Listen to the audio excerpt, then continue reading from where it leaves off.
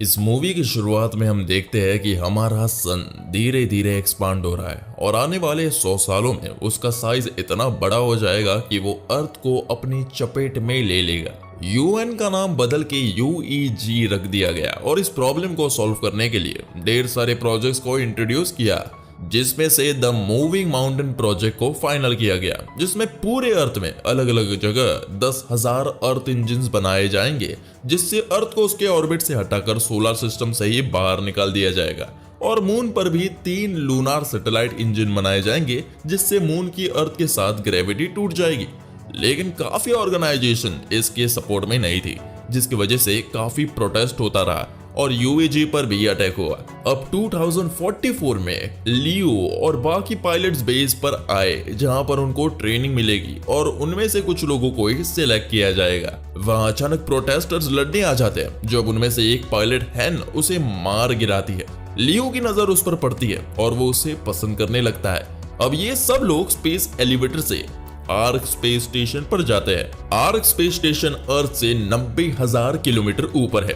हैन की ट्रेनिंग पूरी हो जाती है तो वो मून पर जाने के लिए रेडी होती है। तब लियो उसके लिए फ्लावर्स लेकर गया, लेकिन अचानक स्पेस एलिवेटर बंद हो जाता है और लियो उसे जल्दी से स्पेस सूट देती है और बहुत अनएक्सपेक्टेडली उनका पूरा बेस का सिस्टम हैक हो जाता है और सारे ड्रोन्स हवा में उड़कर सब कुछ डिस्ट्रॉय करने लगते हैं। इधर सभी स्पेस एलिवेटर भी हैक हो जाते हैं और अपने आप ऊपर जाने लगते हैं। लियो का एलिवेटर भी ऊपर जाने लगता है। अंदर कुछ घुसपैठिया सभी को मारकर उनके आईडीज छीन लेते हैं ताकि उनके आर्क स्टेशन का एक्सेस मिल जाए। उनका मोटिव होता है आर्क स्पेस स्टेशन को उड़ा देना। लियो उन सबको मारने लगता है और हैन भी उसका साथ देती है। वो सब लोगों को मार देते हैं, लेकिन एक स्पेस एलिवेटर ऊपर से नीचे गिर जाता है। नीचे ड्रोन्स को रोकने के लिए ढेर सारे एयरक्राफ्ट्स आ जाते हैं और फाइनली उनका कंट्रोल दोबारा बेस हासिल कर लेता है। इधर लियो का स्पेस एलिवेटर भी वापस नीचे आ जाता है, लेकिन आर्क स्पेस स्टेशन में एक बॉम्ब फट चुका होता है, जिसकी वजह से पूरा आर्क स्पेस स्टेशन अर्थ पर गिर जाता है। ढेर सारे लोग मर जाते हैं, चोटिल हो जाते हैं और सब चीजें खत्म हो जाती है। अब इतने नुकसान के बाद यूईजी के ऑलमोस्ट सभी मेंबर इस प्रोजेक्ट के खिलाफ हो जाते हैं, लेकिन फिर भी चाइनीज गवर्नमेंट को सिर्फ 7 मंथ्स मिलते हैं खुद को प्रूफ करने के। दूसरी तरफ हम मून में देखते हैं, जहां एक टीम का काम होता है वहां के लूनार सैटेलाइट इंजन को स्टार्ट करना, जिससे कि दुनिया को एटलीस्ट उनके प्लान पर भरोसा हो। वहां हैनगी नाम का एक आदमी भी होता है जो अपनी बेटी से वीडियो कॉल पर बात किया करता है। वही हम झाओ मा को भी देखते हैं, जो हैनगी के साथ मिलकर लूनार सैटेलाइट इंजन को ऑन करेंगे। उनके पास काफी हाई टेक कंप्यूटर 550C होता है, जो काफी एडवांस और फास्ट होता है। अचानक वहां काफी तेज तूफान आ जाता है और सब लोग भागकर बेस पर जाते हैं, लेकिन इसमें उनका 550C डिस्ट्रॉय हो जाता है, जिसके बिना उनका मिशन नहीं हो सकता। हैन ये कहता है कि वो अपना कंप्यूटर 550A यूज करने के लिए दे देगा, लेकिन उसकी एक शर्त थी। आपको थोड़ा सा पीछे ले जाते हैं और ये बताते हैं कि एक्चुअली हेनगे की वाइफ और बेटी एक एक्सीडेंट में मारी गई थी। उसके बाद जाओ और हेनगी ने उसकी बेटी के सबकॉन्शियस को एक एआई में स्टोर कर दिया था, जिससे कि उसकी बेटी का सबकॉन्शियस कभी मरेगा नहीं। हेनगी अपनी बेटी से कभी भी वीडियो कॉल पर बात कर सकता है, लेकिन सिर्फ 2 मिनट के लिए। हेनगी ये शर्त रखता है कि मैं इसके लिए तभी एग्री होऊंगा अगर जाओ न्यू 550C की हेल्प से उसकी बेटी के सबकॉन्शियस को सिर्फ 2 मिनट नहीं बल्कि एक कंप्लीट लाइफ के लिए जिंदा रहे। जाओ ऐसा नहीं चाहता था, लेकिन मजबूरन उसे एग्री करना पड़ा। अब उनका टेस्ट सक्सेसफुल हो जाता है, जिससे मून अपने ऑर्बिट से झुक जाता है और ये कंफर्म हो जाता है कि मून को उसके ऑर्बिट से पुश करके हटाया जा सकता है। इस सक्सेस के बाद Chinese government moving mountain project का पहला ट्रायल करते हैं और वो भी सक्सेसफुल हो जाता है, जिससे अर्थ भी अपनी जगह से थोड़ा हट जाती है। इससे ये प्रूफ हो जाता है कि अर्थ को भी उसकी जगह से हटाया जा सकता है। अब यूएजी के सभी मेंबर्स इनके प्रोजेक्ट को सपोर्ट करते हैं। अब टाइम बीतने लगता है। आर्क स्पेस स्टेशन दोबारा बनाया जा चुका होता है। वर्कर्स की जगह रोबोट्स ने ले ली है। इस टाइम में ढेर सारे मूविंग माउंटेन इंजन बनाए जाते हैं और अंडरग्राउंड सिटी भी बनाई जाती है, लेकिन सब लोग उसमें नहीं आ पाएंगे। चीजें काफी बदल जाती है और कैंसर के पेशेंट्स भी बढ़ने लगते हैं। लियो भी उन कैंसर पेशेंट में से एक थी। लियो और हैन की शादी भी चुकी थी। अब 2058 में ये प्रेडिक्ट किया जाता है कि किस तरह की तबाही 2044 में हुई थी वैसे ही इस साल भी होगी। चाइनीज गवर्नमेंट एक बैकअप प्लान बनाती है जिसमें सभी गवर्नमेंट मून को पुश करने के लिए अपने न्यूक्लियर वेपन्स को डोनेट करे। अब 550C का एडवांस वर्जन 550W बन चुका था जो कि खुद डिसीजंस लेता है। वो एस्ट्रोनॉट की पोजीशन के लिए ल्यू का इंटरव्यू लेता है जिसमें वो फेल हो जाता है। हेंगाई इस बेहतरीन कंप्यूटर को देखकर रात को उसे चोरी छुपे अपनी बेटी के सबकॉन्शियस से कनेक्ट कर देता है और उससे बात करने लगता है। वो अपनी बेटी के सबकॉन्शियस को 550W के हेल्प से एक कंप्लीट लाइफ देने की प्रोसेस शुरू कर देता है और इसी वजह से मून में एक लूनार सैटेलाइट इंजन फट जाता है जिस वजह से मून अपने ऑर्बिट से बाहर निकलकर अर्थ की तरफ बढ़ने लगता है और अर्थ से कभी भी टकरा सकता है।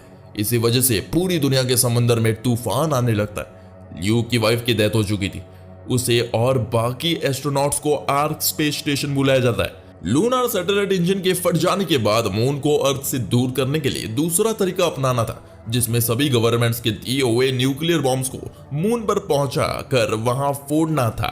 कमांड सेंटर पर अलग अलग कंट्रीज के न्यूक्लियर बॉम्ब्स को एक ही वायर पर कनेक्ट करना होगा ताकि सब एक ही बार में सबको ब्लास्ट किया जा सके।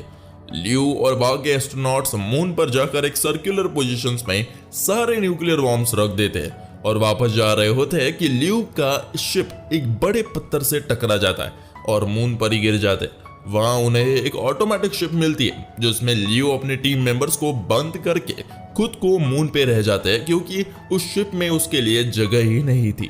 दूसरी तरफ अर्थ को उसके ऑर्बिट से निकालने के लिए मूविंग माउंटेन इंजन्स को स्टार्ट किया जाने वाला है जिसके लिए अर्थ के इंटरनेट कनेक्शन को 550W के हेल्प से दोबारा रिस्टोर करना था। हेंगाई, झाओ और उनकी टीम समंदर के नीचे एक बिल्डिंग के अंदर जाते हैं। झाओ हार्डवेयर जोड़ने लगता है और हेंगाई हार्डवेयर के जुड़ते ही इंटरनेट कनेक्शन को एक्टिवेट कर देगा।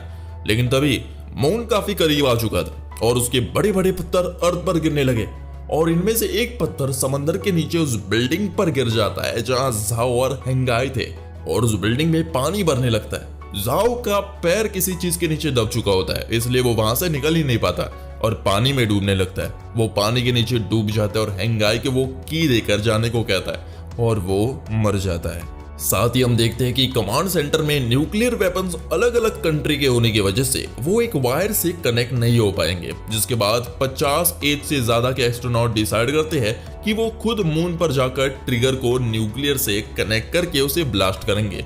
इससे वो लोग खुद को सेक्रीफाइस कर देंगे क्योंकि मून को अर्थ से दूर करना जरूरी है। इधर सब एस्ट्रोनॉट्स मून पर पहुंचते हैं जहां उन्हें लियो मिलता है। वो सब लोग न्यूक्लियर बॉम्ब्स को ट्रिगर से कनेक्ट करने लगते हैं। लियो को वहां से वापस अर्थ स्पेस स्टेशन में भेज दिया जाता है और उसके बाद वहां वो सभी एस्ट्रोनॉट्स न्यूक्लियर ट्रिगर दबा देते हैं और मून में बहुत बड़ा ब्लास्ट हो जाता है और उसके टुकड़े अर्थ की तरफ बढ़ने लगते हैं। दूसरी तरफ अर्थ पर यह प्रॉब्लम होती है कि इंटरनेट कनेक्शन अब तक ऑन ना होने की वजह से मूविंग माउंटेन्स इंजन स्टार्ट नहीं हो पा रहे। अगर वो स्टार्ट नहीं हुए तो अर्थ अपनी लोकेशन चेंज नहीं कर पाएगा। इधर हेंगाई अपनी पूरी कोशिश करता है और जब उसे लगता है कि वो एक्टिवेशन कोड नहीं डाल पाएगा तो वो एक्टिवेशन कोड अपनी बेटी को याद करवा देता है। असल में उसने वो एक्टिवेशन कोड अपनी बेटी के सबकॉन्शियस में डाल दिए थे और वो खुद का सबकॉन्शियस भी उस हाई टेक कंप्यूटर में अपलोड कर देता है और मर जाता है। यूईजी में सब लोग समझ जाते हैं कि अब इंटरनेट कनेक्शन नहीं एक्टिवेट हो पाएगा और अब हम इंजन्स को स्टार्ट नहीं कर पाएंगे। हम देखते हैं कि कंप्यूटर में हेंगाई की बेटी रो रही होती है, तभी अचानक उसके पीछे हेंगाई आ जाता है। एक्चुअली अब हेंगाई का सबकॉन्शियस भी उसकी बेटी की तरह उस हाई टेक कंप्यूटर के अंदर जा चुका है, जिससे हेंगाई कंप्यूटर के अंदर से एक्टिवेशन की डालकर इंटरनेट कनेक्शन ऑन कर देता है। सभी इंजन ऑन हो जाते हैं। अर्थ मून से सक्सेसफुली दूर होने लगता है और सोलर सिस्टम से बाहर जाने लगता है। अब 2065 में सब कुछ नॉर्मल होने लगता है और अर्थ जुपिटर के पास से होकर गुजरेगी। सभी इंजन्स की वजह से अर्थ सोलर सिस्टम में ट्रेवल करके आने वाले सालों में एक नए सोलर सिस्टम में एंटर करेगी और ये मूवी यही खत्म हो जाती है। आप कमेंट करके बताइए कि आपको ये एक्सप्लेनेशन कैसी लगी। चैनल को सब्सक्राइब भी करें।